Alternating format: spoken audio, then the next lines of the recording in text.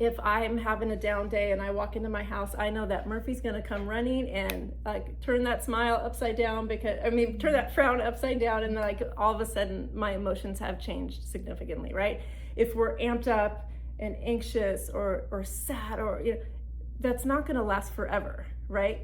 It changes, it moves, right? So emotions move, and it can be really undifferentiated, think toddler, right? Or it can be really fine-tuned, right? So there's a lot of room within that realm, but emotions are movement as well, right? Okay, so decision making, Chemo said that, all right? Cognition is movement, right? So like we learn our ABCs, which become words and phrases and maybe novels and poetry, right? Or we learn numbers and it becomes counting and sorting and organizing and complex equations.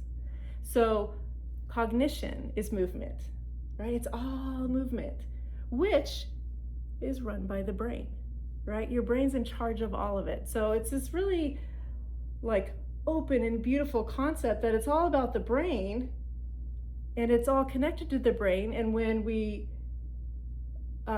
create new patterns or connections, let's say in the physical movement realm, right? I might help your shoulder ease up with a shoulder injury, or a child who has spasticity in their arm, maybe I can help them relax in those connections in movement, in the physical realm.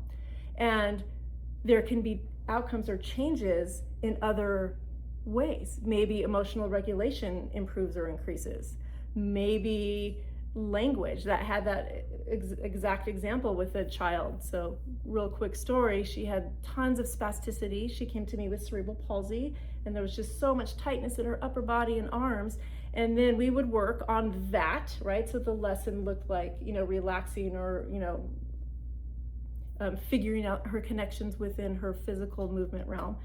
And her mom would call me and go, "Oh my goodness, I can't get her to stop talking." Like her language exploded, right? So it's like the outcome, the way where her nervous system, what her brain did with these new connections or freedom, right? So maybe some of the connections that were being used to keep her arms tight were no longer needed. So that frees up a little of something to go somewhere else. So it's pretty cool. But movement is everything. And I use movement interchangeably with learning, with growth, with connection. It's all the same thing.